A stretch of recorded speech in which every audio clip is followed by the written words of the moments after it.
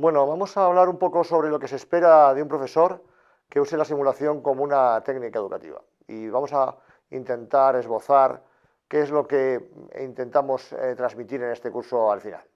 La responsabilidad de un profesor, y otra vez le llamamos instructor, en un término más americano, son básicamente conocer la técnica de la simulación. Esto es innegable. Tenemos que saber cómo funciona, sobre todo para diseñarla y sobre todo para evitar problemas. Y cuando los tenemos, detectar en qué hemos fallado. Como segundo objetivo, como instructores, profesores, tenemos que asociar la experiencia de aprendizaje a los objetivos que previamente nos hemos fijado. Y esto es crítico y hablaremos mucho de objetivos en este curso y constantemente intentaremos centrar nuestra técnica sobre objetivos. Otro de los papeles del instructor es crear y mantener un entorno de aprendizaje seguro. Es decir, el alumno se va a ver expuesto a una serie de situaciones no previstas, va a poner su desempeño en liza, va a mostrarse ante sus iguales y va a ser grabado, y tenemos que tener cuidado a la hora de hacer un buen uso de esta experiencia simulada que genera emoción. También tenemos que crear un espacio simulado en el que se promueva la fidelidad, en el que la sangre se parezca a la sangre y un parto se parezca a un parto lo mejor posible, para que esa suspensión o esa cese de lo que es la incredulidad que un alumno puede tener ante una muñeca, pues se sobrepase y el alumno de veras se meta en el escenario de tal manera que se crea que es un paciente real. Y eso se basa en una técnica que tiene mucho que ver incluso con el teatro. Y también, por supuesto, a la hora de evaluar y analizar lo que ha pasado en la simulación, tenemos que encontrar la herramienta correcta, el método correcto, conocer cómo se aprende, cómo se introducen los conocimientos, cómo se reflexiona en la simulación para que el alumno al final obtenga los mejores resultados.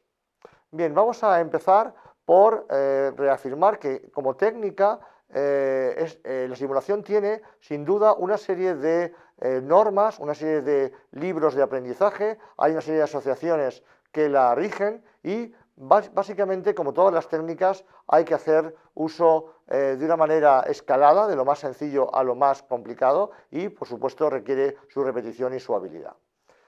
No quería yo detenerme sin usar una de las guías de este curso. No quería yo pasar por delante de lo que es los objetivos, que al final nos van a dar el diseño, que al final nos van a dar cómo va a ser la experiencia simulada, y de la experiencia simulada vamos a obtener los resultados. Pero en esta línea argumental tenemos que pensar que son los objetivos de aprendizaje, lo que inicia todo el proceso de la simulación. Y esto es algo que es propiedad y es responsabilidad del instructor.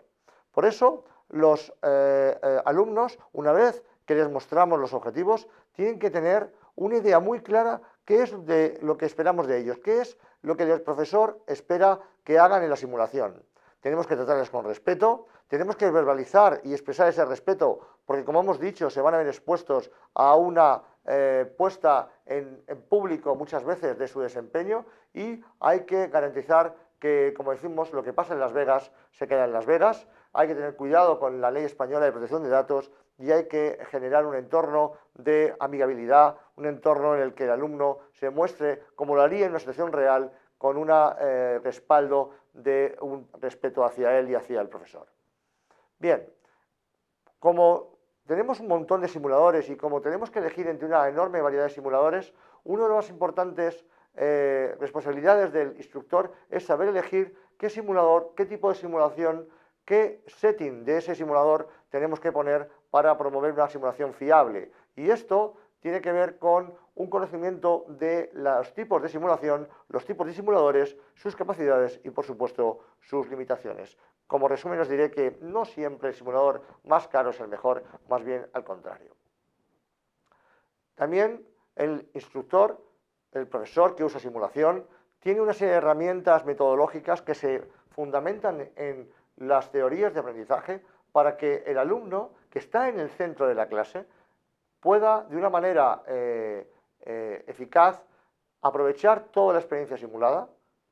Tenemos que ajustarnos a los distintos tipos de alumnos, a su distinta experiencia, a su distinto perfil profesional, Y una vez que hemos diseñado una actividad de simulación, el resultado de la misma lo podemos analizar con distintas herramientas que en este curso os mostraremos. Es preciso también responder a la pregunta: ¿qué tal nos ha salido?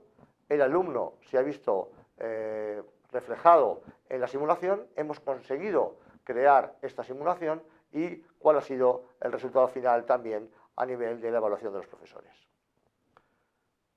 ¿Cómo diseñamos la simulación? ¿Cómo un instructor de simulación o un profesor que usa la simulación, que es un término que a mí más me gusta, cómo diseña los casos? Lo primero tiene que tener un primer paso, que es: ¿hay alguna evidencia de que la simulación que yo voy a poner en marcha tenga resultados a nivel de aprendizaje? Y tenemos muchísima evidencia. No tenemos que ponernos a usar una simulación sin tener un respaldo metodológico claro, y no siempre todo lo que se puede simular se debe simular, porque simplemente a veces es que se puede alcanzar un resultado de aprendizaje mejor con un método diferente de aprendizaje o incluso más sencillo. Primero, ¿hay algo que sustente que esa simulación va a ser eficaz? Y hay, como os he dicho, muchísimas metodologías y muchísimas evidencias en literatura. Segundo, diseña objetivos, pero diseña objetivos que podamos medir. Y aquí está el truco: ¿cómo vamos nosotros a evaluar si el alumno ha llegado o no a su objetivo? Utiliza objetivos medibles, y habrá una sección de este curso solo sobre objetivos. Tercero, elige el tipo de simulación en función de estos objetivos. Si utilizas unos objetivos que son básicamente hacer una tarea manual, tu simulador tiene que ser muy bueno en tarea manual.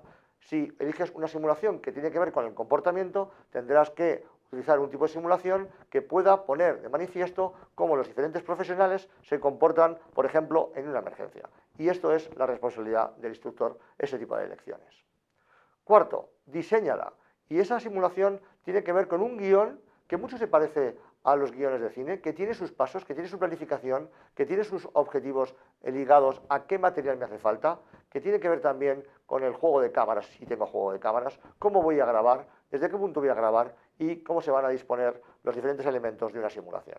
Y ese diseño también será objeto de otra sección en este curso. Elige el tipo de simulador y configúralo para que el alumno se crea que está en esa simulación. Y esto es lo que llamamos el contrato de ficción. Elige la simulación y configúralo para que el alumno ejerza una situación de suspensión de la incredulidad, lo que llaman los ingleses la suspension of disbelief. Es decir, yo diseño una simulación y aquí veis una ambulancia que hemos diseñado con una muñeca dentro para que el alumno, cuando se meta dentro, se cree realmente que está en su ambulancia y con un paciente. Este contrato de ficción, esta suspensión de la incredulidad, hace que el alumno genere una emoción y sea capaz de poner de manifiesto las habilidades, comportamientos y actitudes que tendría en una situación real y nosotros podamos reflexionar sobre su desempeño. Promueve que el alumno tenga toda la información necesaria para hacer una simulación. Y aquí es importante. Promueve que el alumno no piensa que le vas a evaluar, a no ser que la simulación sea claramente evaluativa, pero normalmente no lo son. Promueve que el alumno no piense que va a haber trampas en la simulación, sino dale toda la información previamente para evitar las lagunas de conocimiento que pueda tener y para que el alumno, cuando se enfrente a la simulación, sea capaz de desarrollarse como si fuera en un entorno lo más real posible. Comunica siempre a tus alumnos lo que esperas de ellas, claramente los objetivos. Y esto, por supuesto, no hace falta que lo hagas en el momento de la simulación. Se puede hacer online o se puede hacer unas semanas antes. Prepárate la simulación. ¿Qué es eso de la preparación?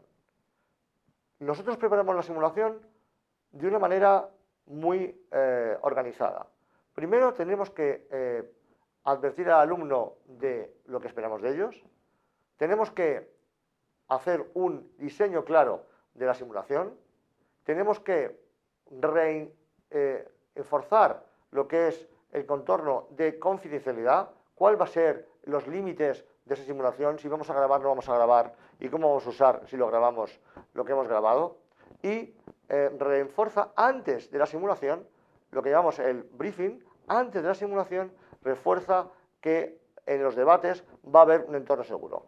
Esta preparación de la simulación tiene mucha importancia cuando el alumno, y es lo que ocurre normalmente en nuestros países, tiene muy poquito de experiencia con simulación. Cuanto menos experiencia con simulación, más importante es esta preparación de la simulación.